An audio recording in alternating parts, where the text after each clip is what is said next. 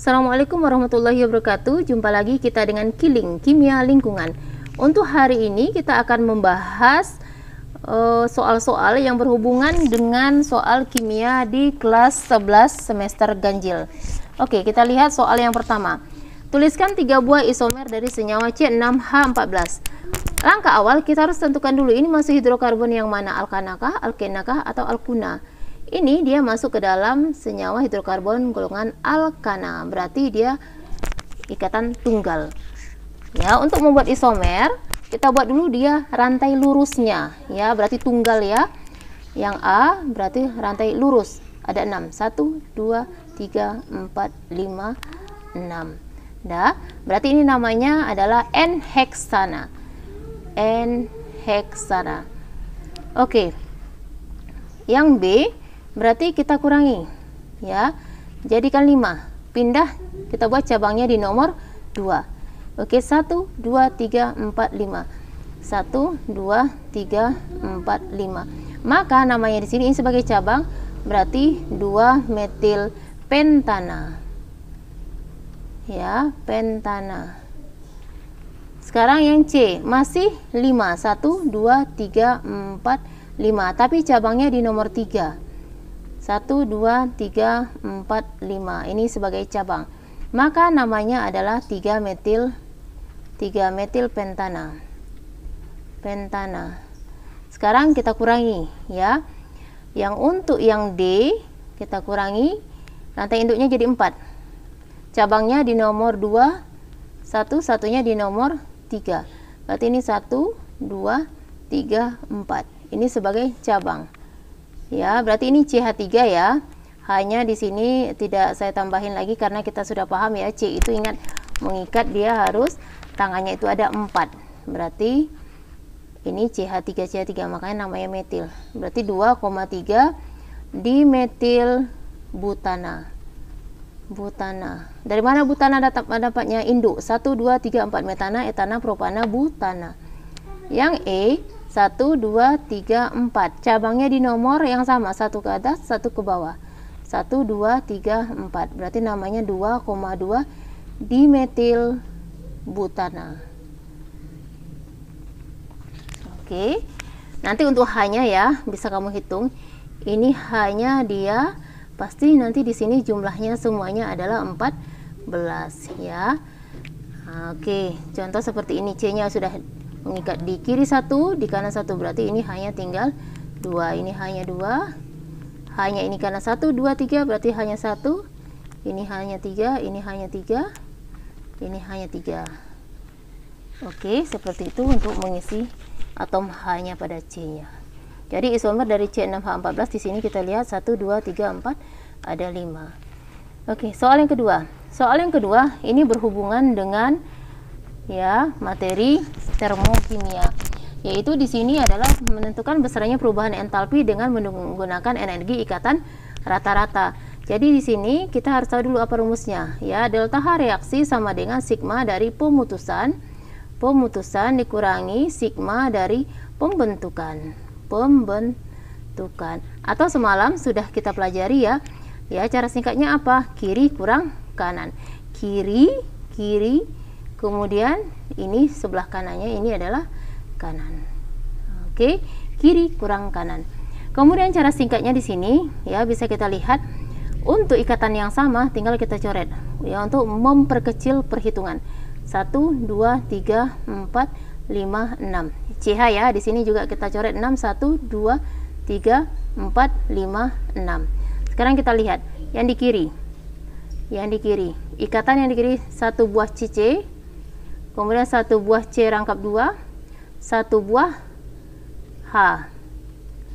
Sekarang kita lihat CC kita di sini 343, kemudian C rangkap 2 620, H-nya 436. Maka di sini jumlahnya 9, kemudian 1399. Yang di kanan. Yang di kanan kita lihat ikatan 2 buah C tunggal ya, 2 kali 3, 43, Maka di sini dapatnya 686, 2 buah CH. Ya, di sini lihat CH-nya 1, 2, ada 2. Berarti 2 kali 4, 36.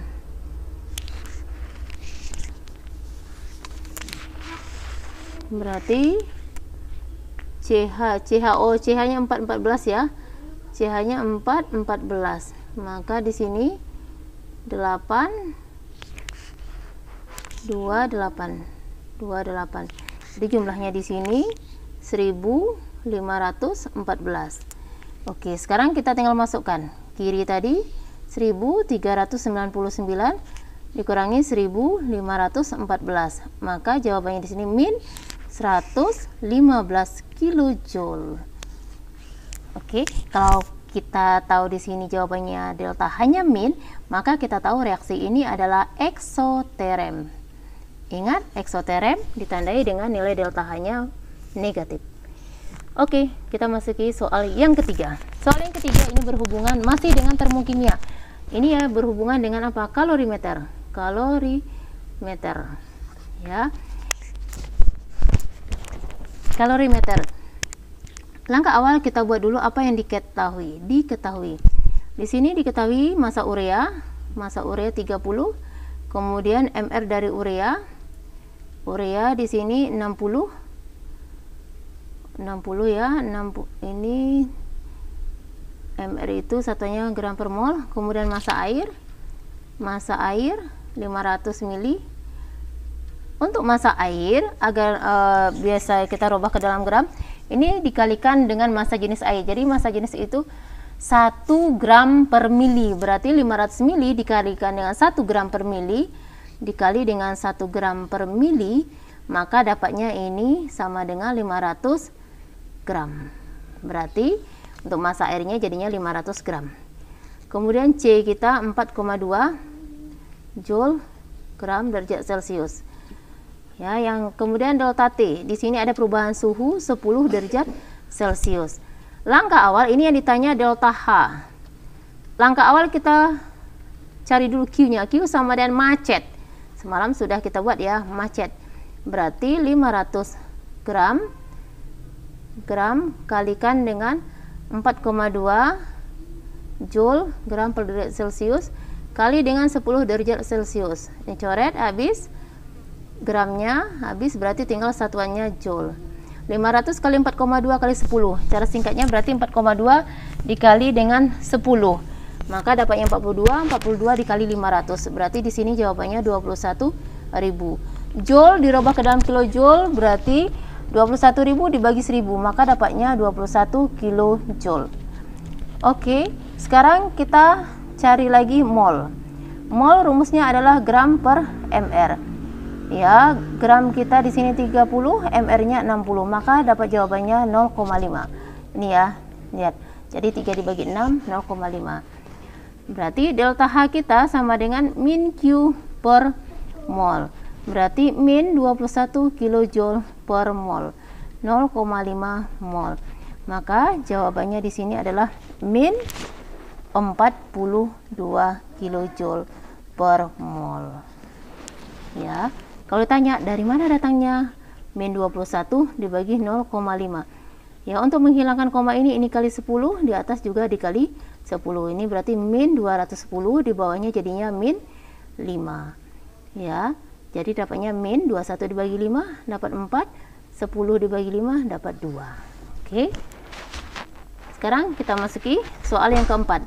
Soal yang keempat ini berhubungan dengan laju reaksi, penentuan ORDI. Ya. Semalam sudah Ibu terangkan ya cara singkatnya. Sekarang ya Ibu terangin lagi cara yang lebih singkat lagi ya. Boleh kamu dengan ya menggunakan rumus yang lebih singkat lagi. Caranya coba lihat. Untuk menentukan ORDI pada NO, lihat ya NO, maka kita gunakan data yang sama pada BR-nya. Lihat berarti ini. Dah. Sekarang berarti kita gunakan data mana? V2 dengan V3. Ya, sekarang kita balikkan aja V3 per V2 karena angka di V3 lebih besar. Ini data V3-nya. Ya. Ini boleh kita coret karena dia pangkatnya sama, 10-4, ini 10-4, berarti dia langsung 96/24. Ya, langsung di sini 0,20 per 0,10. Ini berarti kita simbolkan dengan X. Ya, untuk orde NO kita simbolkan di sini, ini X. Ya, sedangkan yang ini Y-nya. 96 dibagi 24 dapat di sini 4. 0,20 dibagi 0,10 di sini dapat 2 pangkat X. Berarti ini 2 pangkat 2 sama dengan 2 pangkat X. Coret X. 2-nya berarti 2 sama dengan X. Maka jawabannya di sini orde untuk NO di sini sama dengan 2. Oke, yang untuk B. B berarti orde dari BR2. Caranya kita lihat data pada NO yang sama. Berarti ini yang sama. Ya, berarti data yang digunakan adalah data 1 dan 2. Berarti V2 per V1. Maka cara seperti yang tadi, ya. 24 dibagi 12. Terus di sini 0,30 dibagi 0,15. Di sini berarti Y, ya. Ingat ini Y. 24 dibagi 12 dapat 2. 0,30 dibagi 0,15 dapat 2 pangkat Y. Berarti ini sama aja dengan pangkat 1, ya. 2 pangkat 1 kan 2. Coret, maka dapat di sini Y-nya sama dengan 1. Ya. Untuk yang C, orde total, berarti orde total X tambah Y. 2 tambah 1 sama dengan 3. Berarti orde totalnya sama dengan 3. Kemudian yang D, untuk persamaan laju reaksi, ingat V sama dengan K dikali konsentrasi NO pangkat X, X ya, dikali konsentrasi BR2 pangkat Y. Sekarang tinggal kita masukkan. Ya. NO, X-nya di sini 2, kemudian BR2, Y-nya di sini 1. Ya. Nah, jadi ini persamaan laju reaksinya. Ya, dari mana persamaan laju reaksinya? Semalam sudah kita bahas, ya. Materi ini sudah ketetapan V sama dengan K dikali konsentrasi dipangkatkan dengan ordenya masing-masing. Ya, X dan Y ini adalah orde. Ini merupakan orde. Nah, oke, itu cara singkatnya. Mudah bukan? Sekarang kita lanjutkan untuk soal yang terakhir, yaitu soal yang nomor 5. Soal yang nomor 5 ini berhubungan dengan kesetimbangan. Kesetimbangan kimia. Ya. Untuk kesetimbangan kimia ini rumusnya yaitu, ya, karena di sini yang ditanya ini kebetulan soalnya yaitu mol per volume, berarti di sini konsentrasi. Ya, Kc. Kc berarti apa dia? Konsentrasi dari produk dipangkatkan, ya, dengan koefisien atau molnya per konsentrasi dari reaksi dipangkatkan dengan mol atau koefisien masing-masing. Maka sekarang kita masukkan dulu rumusnya. Ingat, ini adalah produknya, konsentrasi dari NH3 pangkat 2. Dari mana pangkat 2 nih? Ini pangkat 2-nya, ya. Per konsentrasi N2. Pangkat 1 tidak usah ditulis, kali konsentrasi H2. Pangkat di sini angkanya berapa? Angkanya 3, berarti pangkat 3. Oke, sekarang kita masukkan NH3. Di sini, ini kebetulan kalau seandainya molnya tidak 1, berarti kita, ini kan harus kita cari dulu. Ini kebetulan konsentrasinya, contoh konsentrasi dari NH3. Berarti di sini 2 mol per 1 liter. Berarti dia dapatnya berapa? Ini kebetulan karena dia angkanya konsentrasinya 1, ya. Jadi langsung saja.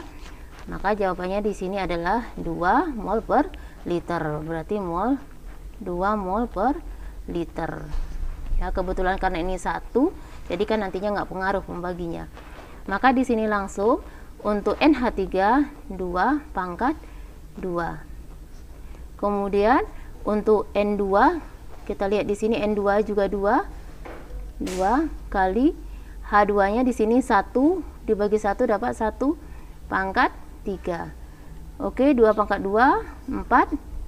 2 dikali 1 pangkat 3, tetap 1 ya, ingat ya, bukan ini ya, 1 kali 3 ya, 1 kali 1 kali 1, berarti 1. maka 4 dibagi 2, jawabannya adalah 2. Berarti KC-nya di sini adalah 2. Ya, mudah bukan ya? Untuk konsentrasi kesetimbangan, ingat, dia apa? Konsentrasi dari produk dipangkatkan dengan koefisien atau dipangkatkan dengan mol masing-masing ya. Oke, sekian soal-soal yang berhubungan dengan materi di semester ganjil untuk kelas 11. Semoga bermanfaat. Assalamualaikum warahmatullahi wabarakatuh.